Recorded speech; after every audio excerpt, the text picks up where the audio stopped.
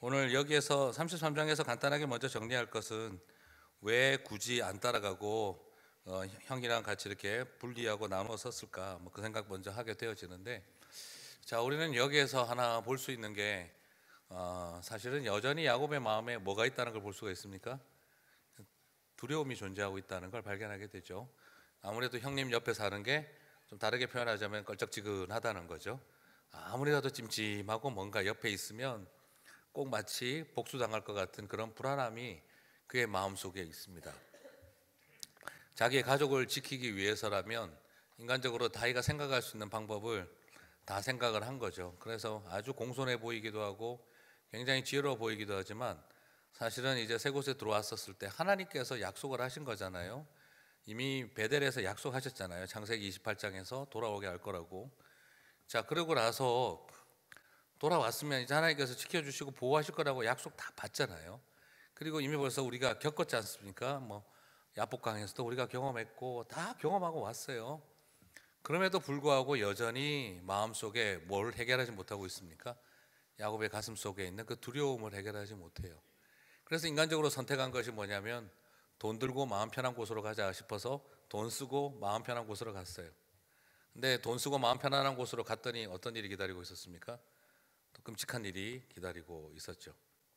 자, 우리는 이 여정을 한번 살펴볼 때 아무리 봐도 그 하나님께서 네가 있던 땅으로 돌아오게 하리라고 하셨는데 지금 있던 땅으로 안 가버렸어요. 그죠? 약속했던 땅으로 안 가고 그냥 자기 나름대로 또 장소를 찾았어요. 그 마음 속에 여기까지 돌아온 것만이 중요한 게 아니라 그 안타까운 건 뭐냐면 여전히 믿음 없는 가운데 내 나름대로의 살 길을 찾으려고 해왔던 모습. 물론 거기에 신앙적인 형태와 모양도 있었지만 그러나 그 속에서는 결국에는 자기가 스스로의 길을 찾았던 모습이 결국에는 이 가정의 비극의 첫 출발점이 되었다는 것을 우리가 살펴볼 수가 있습니다. 하나님께서 약속하셨고 하나님께서 우리를 이끌고 계시고 이 모든 것을 해결하기를 원한다면 거기서 더 아름다워야 했던 일은 형님 에서와의 이제 회복이죠. 또 그리고 그 속에서 가야 할 길들이 있었을 텐데 하는 아쉬움이 있어요. 근데 그리고 나서 그 다음에 이제 넘어가는 이야기가 오늘의 가장 성경에서 가장 슬프고 힘든 이야기 중에 하나인 오늘 디나의 이야기가 바로 그 이어서 나오고 있습니다. 자, 그런데 오늘 이 디나의 이야기를 보면 제가 여러분들 이렇게 디나 이야기를 어떻게 다뤘는가 살펴보고 있으면 전부 다 전반적으로 특징이 어떠냐 그러면 이 갈피를 서로가 잘 못 잡아요. 여러분 이걸 보고 누가 헷갈리지 않으세요? 그러니까 성폭행을 한 이 하몰 이 집안 사람 여기도 이해가 안 가고 그렇다고 해서 또 마음으로 사랑하여 결혼하겠다는 것도 이게 또 어떻게 이해해야 되나? 또 그 와중에 또 할례를 받으라고 했다 다 죽여놓은 형님들 이건 또 어떻게 이해를 해야 되나? 이거 어떻게 이해하면 좋을까요? 제가 여러 분 이렇게 살펴보니까 그 나오는 게 뭐냐 그러면 부모들이 역할을 잘해야 한다. 여자아이가 함부로 밖에 돌아다니게 하면 안 된다. 모든 책임이 다 뭐죠? 또 여자의 탓으로 이렇게 돌리는 성향이 있어요. 그 쓸데없이 가나안 땅에 이쁜 여자들 보러 다니다가 이거 된 거 아니냐. 이상하게 항상 문제는 이런 일이 생기면 딱 누구 탓이다? 네가 옷을 그러고 입고 다니고 그렇지, 네가 밤거리 쏘다니니까 그렇지, 항상 2차 가해를 일으키는 모습이 나오는데 저는 어떻게 이 본문을 가지고 또 이 디나의 품행과 방정치 못함과 부모들이 딸 자식을 딱 잡고 그냥 키워야 된다는 이런 논리가 여기서 나오는지 도저히 이해할 수가 없죠. 다들 목사님들이 설교를 해서 남자들이 설교를 많이 해서 그런 것 같아요. 자, 그 다음 두 번째 여기에서 또 이해가 안 가는 것은 이런 모든 일이 또 하나님의 계획이다. 또 이렇게 또 할례를 통해서 이렇게 정의를 실현하는 일이다. 이것도 여러분 그렇게 동의가 되세요? 네, 그것도 이건 좀 문제가 있죠. 하나님 이런 방법을 좋아하시는가? 자, 그러면은 이건 도대체 어떻게 봐야 되나? 제가 혼자 이 말씀을 보면서 제가 들었던 생각은 뭐냐 그러면 오늘 이 본문을 바라보면서 디나 없는 디나 이야기가 진행되고 있다는 거예요. 이 여성의 입장에서 한 명도 생각하거나 이해하지를 않아요. 전부 다 그 주변에 둘러서 있는 남자들 이야기밖에 없어요. 자, 무슨 말이냐 그러면 오늘 여러분도 보시지만 세겜식의 사랑, 세겜식의 책임지기. 여러분 이게 사랑이고 이게 과연 책임지는 걸까? 저는 이걸 보면서 뭐라 그럴까요? 그래도 세겜이 그래도 집안 사람들이 하몰의 집안에서 이거 책임지려고 하지 않았나, 책임감 있는 행동이다, 그렇게 볼 수가 없습니다. 왜냐하면 여러분, 강간은 사랑의 수단이 결코 될 수가 없습니다. 성폭행은 사랑의 수단이라고 할 수가 없어요. 세겜은 이 성폭행을 하고 나서도 사랑한다는 것을 강조하고 있어요. 사랑해서 그랬다, 혹은 내지는 사랑하게 되었다는 식이죠. 그래서 결혼하겠다, 그리고 한 걸음 더 나가서 니네 집안을 책임져 주겠다. 하지만 오늘 이 세겜의 말들 중에서 단 한마디도 찾을 수 없는 게 뭘까요? 성폭행에 대해서 미안하다 한마디도 없어요. 당사자에게 사과하는 이야기도 하나도 없어요.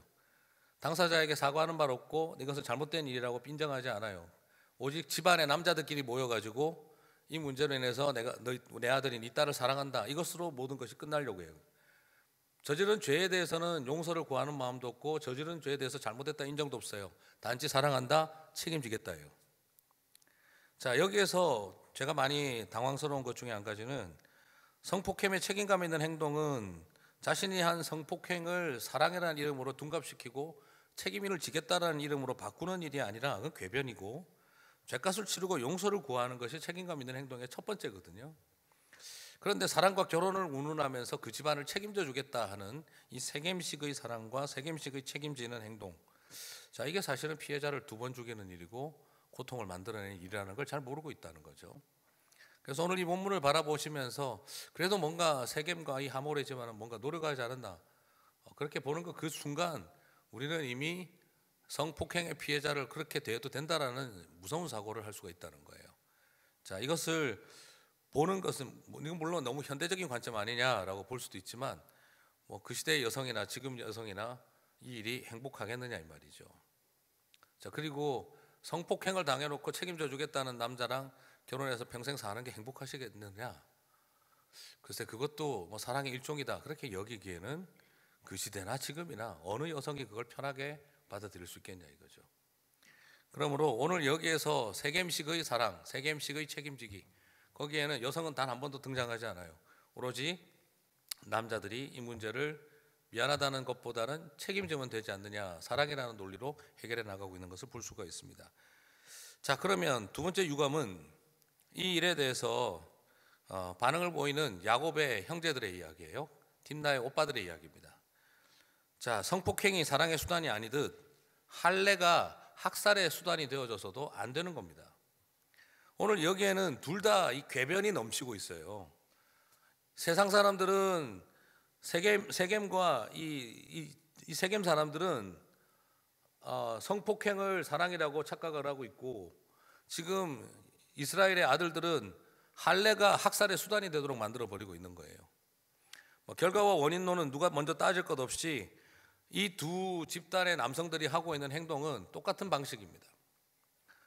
오빠들은 디나의 고통보다 자신들의 자존심과 집안의 명예가 실추된 것을 더 분노하고 있어요. 우리를 명예롭지 못하게 만들었다는 거죠. 물론 그 말도 맞죠. 그런데 여기에서도 포커스는 자신의 동생에게 가 있지 않아요. 우리 집안의 명예와 관련이 돼 있어요. 7절을 보니 야곱의 아들들은 들에서 이를 듣고 돌아와서 그들 모두가 근심하고 심히 노하였으니 이는 세겜이 야곱의 딸을 강간하여, 여기 이름이 디나도 나오지도 않아요. 야곱의 딸을 강간하여 이스라엘에게 부끄러운 일 곧 행하지 못할 일을 행하였습니다라. 자, 그들이 봐가지고 있는 분노의 특징은 바로 뭡니까? 디나라는 존재는 빠져버렸어요. 이미 우리 집안을 욕보였다라는 데 포커스가 가 있어요. 가문의 영광과 명예에 먹칠한 것을 노하고 있습니다. 그래서 이들은 자신의 가문의 명예를 회복하기 위해서 생명을 살리는 의식인 할례를, 요즘 우리로 말하면 세례와 가까운 생명을 살리는 의식인 할례를 생명을 죽이는 의식으로 바꿔버렸다는 거죠. 가장 영적인 것을, 가장 모든 어떤 것들을 이기고 사랑을 해야 될 영적인 과정을, 모든 것을 다 그냥 육적인 것으로 만들어버린 겁니다. 하나님의 백성이 되는 할례가 아니라 그냥 죽이기 좋도록 그냥 복용수술 시키고 말았던 거예요. 이들을 하나님의 자녀들이 되게 만드는 과정으로 그들은 전혀 여기지 않았던 것입니다. 아무런 의미 없는 할례, 장가들기 위해 행하게 만든 절차로 만들어버렸어요. 하나님의 구원의 경륜을 변질시켜 버렸다는 겁니다. 네가 장가 가고 싶으면 할례 받아라, 장가 가는 의식으로 만들어버렸고, 그리고 그것을 통해 온 세겜 사람들을 하나님의 백성과 자녀가 되는 믿음의 길로 이끌어간 게 아니라 그냥 단체로 할례를 행하게 함으로써 죽이기 쉽도록 만드는 수단으로 바꿔버렸다는 겁니다. 여기서 우리는 바라볼 수 있는 게 바로 믿음이란 이름으로 구원을 빙자하여 교리와 의식을 가장 더러운 것으로 바꿔놓을 수 있는 종교인들, 신앙인들의 모습을 우리가 볼 수가 있어요. 이걸 굉장히 우리는 지금 잘하는 신앙이라고 생각을 하고 있을지 모르지만 가장 영적인 것도 가장 잔인하고 더러운 일의 도구가 될 수 있다는 걸 지금 우리가 보고 있는 것입니다. 그대로 똑같아요. 믿을래 죽을래 하는 식인 거죠. 이런 방식으로 접근하는 식의 태도가 그게 과연 하나님의 믿음의 역사라고 말할 수가 있겠느냐 하는 거죠. 자, 종교라는 이름으로 우리가 자행되고 있는, 또 우리의 신앙의 이름으로 자행될 수 있는 범죄의 모습이 어떤 것인지를 오늘 이 야곱의 집안들이 우리들에게 제일 먼저 보여줬어요. 이건 또 우리 자신들도 마찬가지입니다. 이 세상 속에서 교회가 선교하면서 전도하면서 이런 똑같은 실수들을 합니다. 여전히. 근데 그게 굉장히 신앙적인 일일 거라고 생각을 하는 거예요. 괜찮아, 남의 땅 정복하고 빼앗으면 좀 어때? 그래서 그들에게 복음을 가르치면 되지. 그래서 식민지로 만들어버리는 일을 죄의식을 느끼지는 않아요. 그게 전도의 수단이 될 거라고 생각을 하는 거죠. 그렇게 세워졌던 나라들이 세월이 지나고 난 다음 과연 복음을 지키고 있을까? 거의 그렇지 않아요. 우리 한국에도 전 나라, 온 동네마다 신도이즘을 위해서 신사를 세웠잖아요. 동네마다 신사 없는 데가 없잖아요. 그죠? 일본이 점령하고 난 다음. 근데 우리 한국에 아직까지도 천황과 신사에 가서 절하는 사람 있을까요? 그 당시에는 다 90% 이상이 다 그렇게 보였죠. 그렇지만 일본 망하고 난 다음, 떠나고 난 다음 우리가 그 신사를 보존해주고 우리의 신앙의 대상으로 여겨주는 경우가 없어요. 이게 큰 착각이라는 겁니다. 오늘 여기에서도 일어났던 일과 동일합니다.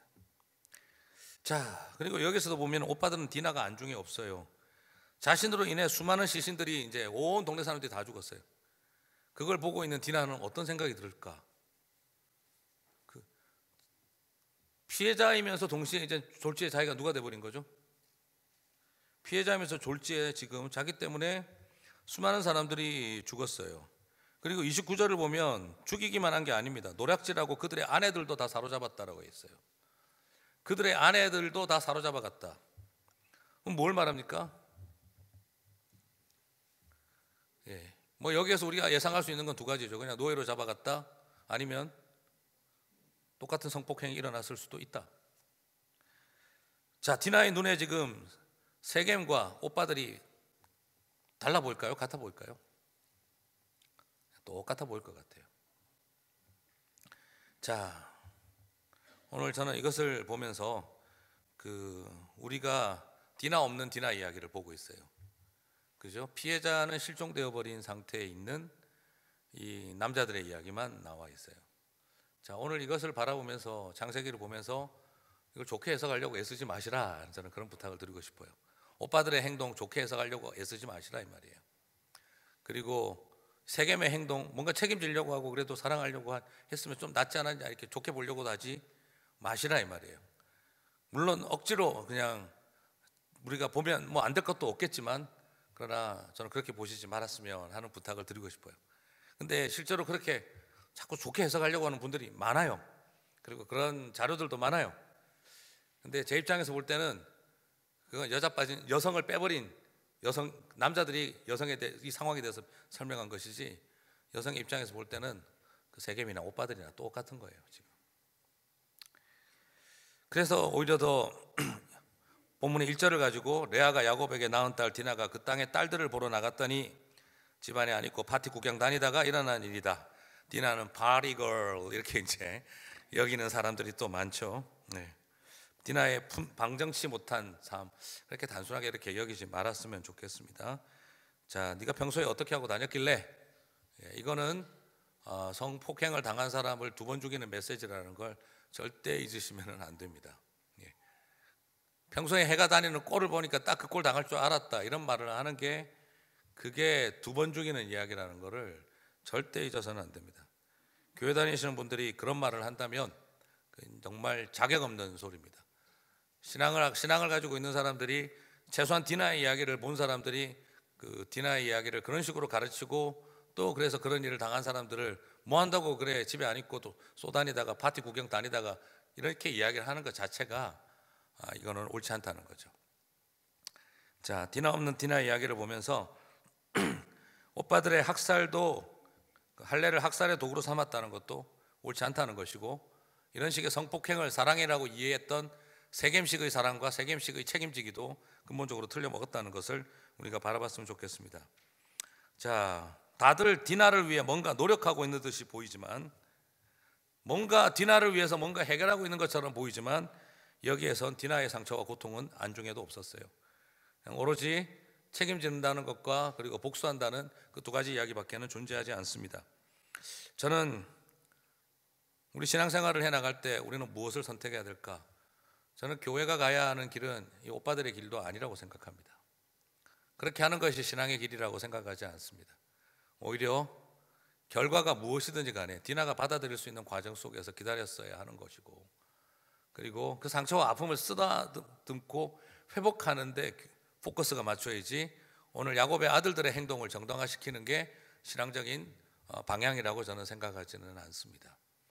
그 이유는 바로 가장 중요한 피해자는 안중에도 없었기 때문이라는 거죠. 자, 그래서 저는 오늘 이 이야기를 바라보면서 혹시라도 우리가 우리 스스로도 이런 디나 없는 디나 이야기를 써내려가고 있는 것은 아닐까. 힘들고 어려운 사람, 고통받고 아픈 사람, 그리고 절망과 눈물 가운데 있는 사람, 그 사람의 눈물과 고통 속에 함께 동참하는 것보다 그것을 바라보는 제3자들의 관점에서 우리가 그것을 평가하고 논하고 있는 것은 아닐까. 그리고 우리 나름대로 신앙적인 방법을 사용하고 있는 것처럼 보이나 결국에는 신앙적인 방법을 통해 복수극을 하고 있는 우리들의 모습은 혹시 존재하고 있는 것은 아닐까. 신앙의 이름으로 생명 살리는 할례를 무자비한 학살의 도구로 삼고 있지는 않는가. 내 여동생이 그렇게 붙잡혀서 당한 것을 분노하면서 그들의 아내들을 역시 그렇게 붙잡는 것을 나는 정당화시키고 있는 것은 아닐까 하는 우리의 심각한 고민들을 마음속에 던지면서 신앙의 길은 뭔가 하는 고민을 다시 한번 생각을 해봤으면 좋겠습니다. 그 와중 속에서 이제 창세기 35장에서 하나님께서 야곱에게 일어나서 베델로 올라가라 합니다. 도무지 답이 보이지 않는 상황 가운데 하나님이 이제 야곱에게 이르시되 베델로 올라가서 네가 내 형 에서의 낯을 피하며 도망가던 때에 네가 쌓았던 하나님께 거기서 다시 제단을 쌓아라. 무슨 말입니까? 다시 첫사랑으로 돌아가라는 거죠. 이제 다시 처음 네가 나를 만나고 믿음을 고백했던 때로 돌아가라. 그리고 나서 다시 그곳에서 하나님의, 그럼 결국 베델로 가라는 이야기는 뭡니까? 처음 받았던 그 언약을 리뉴하라는 거예요. 갱신하라는 거예요. 다시 회복하라는 거예요. 하나님 너와 함께 하시고 너를 지켜주신다는 것. 그리고 베델로 올라가서 믿음의 제단을 쌓고, 그리고 다시 엘 베델이라고 이름을 부르죠. 엘 베델 같은 말입니다. 베델은 하나님의 전능하신 하나님의 집이라는 말이 벳엘이거든요. 전능하신 하나님의 집, 전능하신 하나님의 문. 그러면 다시 엘을 앞에 또 붙인 거죠. 전능하신 하나님의 집에서의 전능하신 하나님이시다. 어디에 포커스가 있습니까? 하나님의 전능하심에 온 마음이 다 가 있죠. 그리고 나서 그 다음부터 하나님의 보호하심이 다시 나오고 하나님의 축복이 나옵니다. 그리고 난 다음에 15절에서 하나님이 자기와 말씀하신 이름을 베델이라고 다시 또 붙입니다. 무슨 말입니까? 베델에 대한 언약을 또 갱신하고 있는 거죠. 첫사랑의 자리로 돌아가는 이 모습, 저는 우리에게 가장 중요한 부분이 여기가 아닐까 하는 생각이 듭니다. 우리가 다시 베델을 회복하는 것, 사실 이걸 잘했기 때문에 하나님께서 이걸 회복시켜 주는 게 아니에요. 비겁했던 야곱, 적당히 보신을 위해서 참 우습지 않습니까? 형님하고는 못 지내도 딸을 폭행한 사람들하고는 잘 지내려고 했던 이 야곱의 이 비겁한 모습, 거기다가 그것을 또 분노해가지고 죽이려고 들었던 야곱의 아들들의 모습, 어떤 것도 가능성이 없어요. 하나님 보실 때는 솔직히 마음 같아서 어땠겠습니까? 그냥 내가 이것들을 잘못 선택했다 생각 얼마나 많이 들었을까요? 예. 근데 제가 여기서 결론적으로 하나만 딱 이야기를 한다면, 하나님이 왜 다시 베델로 야곱의 집안을 회복시켜 주셨을까? 성경에 없는 내용인데요, 제가 딱 하나 드는 생각이 있습니다. 이걸 왜 회복시켜 주시고 이 집안을 보호해 주고 계실까요? 제 생각에는 디나 때문인 거라고 생각이 되어져요. 아버지의 잘못된 판단과 오빠들의 이 난리치는 일들 속에서 하나님께서는 그래도 저는 야곱을 더 생각하셨기 때문이다라는 것보다 디나를, 성경에는 나오는 표현은 아니기 때문에 오늘 또 가셔서 목사 해석의 근거가 뭡니까? 없어요. 네, 그냥 이거는 해석의 근거는 없어요. 근데 제 묵상의 결과는 왜 하나님께서 다시 이들에게 베델의 약속을 회복시켜 주셨을까 한다면, 저는 이 와중에서 가장 고통받았던 사람을 때문에 이 애비하고 오빠들 살려준 거라고 저는 생각 들어요. 사람들은 다 이런 스토리의 주인공들이 다 야곱이기만 하고 그럴 거라고 생각하지만, 그러나 제가 볼 때 오늘 이야기에 끝까지 주인공이지만 주인공이 아니었던 사람이 디나였잖아요. 그런데 오늘 이 회복의 출발도 주인공처럼 보이진 않지만, 저는 그냥 혼자 묵상을 해볼 때 하나님께서 디나를 불쌍히 여기셨구나, 저는 그런 생각이 듭니다. 오늘 우리가 이 부분을 바라보면서, 다시 하나님의 말씀을 다시 한번 바라보면서, 우리가 너무 이 부분을 표현하자면, 이게 남자라고 해서 꼭 나쁜 건 아니죠, 그죠? 남성 중심적 사고로 오늘 이 본문을 보지 말고 피해자인 여성의 입장에서 본문을 본다면 오늘 다 재수 없는 인간들이에요. 근데 하나님께서 그 와중 속에 이 가정을 지켜주신 이유는 디나의 고통과 아픔을, 그 절망을 보신 것이 아니겠나, 저는 그렇게 묵상을 해봅니다.